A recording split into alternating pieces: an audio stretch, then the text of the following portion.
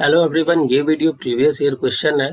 MA English semester 2 CC7 Indian and British criticism examination 2020 BRA BU Muzaffarpur. CC7 100 marks का होता है, जिसमें आपको थ्योरी 70 मार्क्स का होता है, प्रैक्टिकल आपका 30 मार्क्स का होता है। तो 70 का आपका एग्जाम होगा थ्योरी, और प्रैक्टिकल जो 30 मार्क्स है वो आपके डिपार्टमेंट में वाइवा असाइनमेंट या प्रोजेक्ट वर्क के थ्रू मिलते हैं।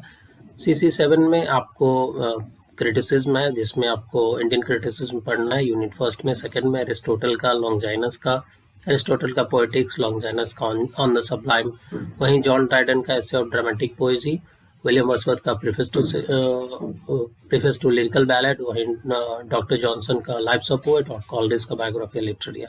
यूनिट 4 में आपको DH लॉरेंस का why the novel matters, Eliot का मेटाफिजिकल पोइट्री और हैमलेट एंड हिज प्रॉब्लम, और यूनिट 5 जो है वो प्रैक्टिकल क्रिटिसिज्म से रिलेटेड है। सो हम लोग देखेंगे कि किस टाइप के क्वेश्चन आते हैं CC7 में।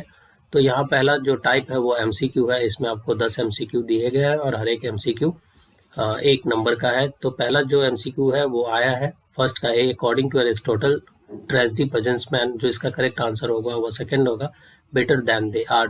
वहीं बी में पूछा गया है, what is according to Aristotle one of the reasons poetry emerged. So first option हो मैन्स इंस्टिंक्ट फॉर इमिटेशन, ये इसका करेक्ट आंसर होगा। सी में क्वेश्चन पूछा गया है, what is the least important element of a tragedy.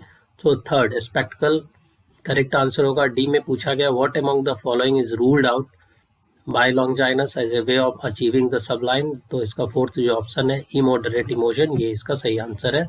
वही ई में पूछा गया है, of the 5 condition of the sublime according to Longinus the most important condition is third a wide range of thought, जिसको ग्रैंडर ऑफ थॉट भी कहते हैं। F में पूछा गया है, Dryden's essay of dramatic poesy is a work of.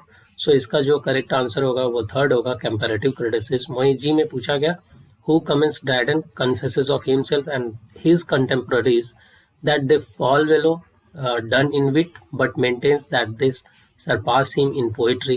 So ये famous comment है डॉक्टर सैमुअल जॉनसन का, इसलिए थर्ड इसका सही आंसर होगा। एच में पूछा गया, in which chapters of Biographia Literaria is Coleridge primarily concerned with the refuting the principles his friend had laid out with regard to the concept of meter and diction in preface to lyrical ballad। तो ये बात आता है first जो option है 17 and 18। सो 17 और 18 chapter में Coleridge ने ये बात कही है वर्ड्सवर्थ के रिगार्डिंग। आई जो है ऑप्शन आई जो क्वेश्चन है, preface to lyrical ballad was published in. So preface to lyrical ballad जो फोर्थ ऑप्शन है 1800 उसमें पब्लिश हुआ था, और केवल लिरिकल बैलेड आए तो वो 1798 में पब्लिश हुआ था। जे में पूछा गया, in which essay does T S. Eliot use the phrase objective correlative.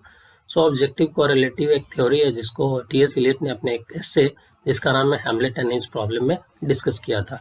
Second type में पूछा गया, right short notes on any 4 of the following. आपको 6 ऑप्शन मिलते हैं और केवल आपको 4 शॉर्ट नोट्स लिखने हैं। तो इस टाइप का अगर क्वेश्चन आता है तो आप देख सकते हैं।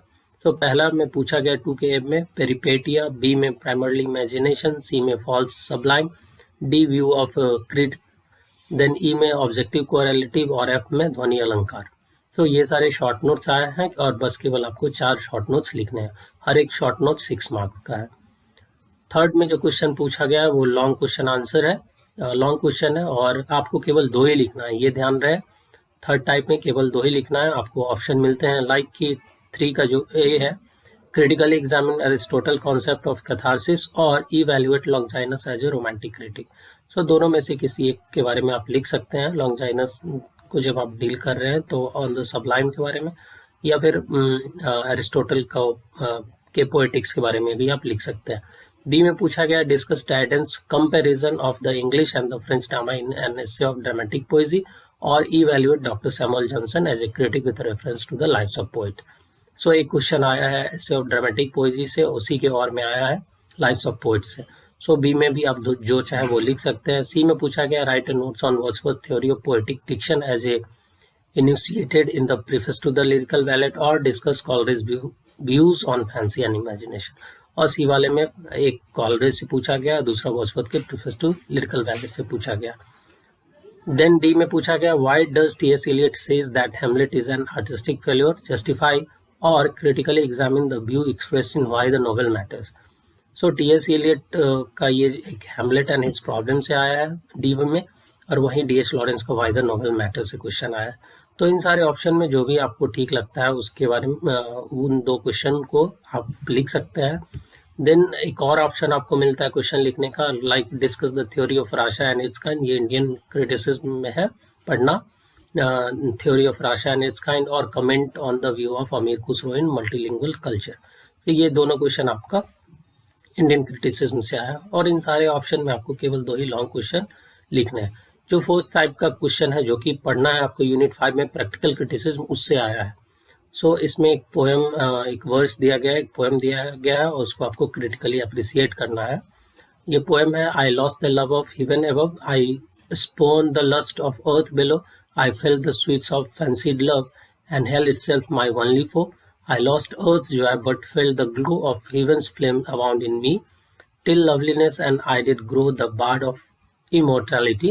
I loved but women fell away, I hid me from her faded fame, I snatched the sun's eternal ray and wrote till earth was but a name. In every language upon earth, on every shore, over every sea, I gave my name immortal birth and kept my spirit with the free. सो ये इस type का कोई भी unseen poem आ सकता है और आपको उसका क्रिटिकल एप्रिशिएशन करना है। सो इस टाइप से क्वेश्चन पूछे जाते हैं CC7 Indian and British criticism में। So this was the video, hope it will help you in your preparation of exam. Thank you all of you.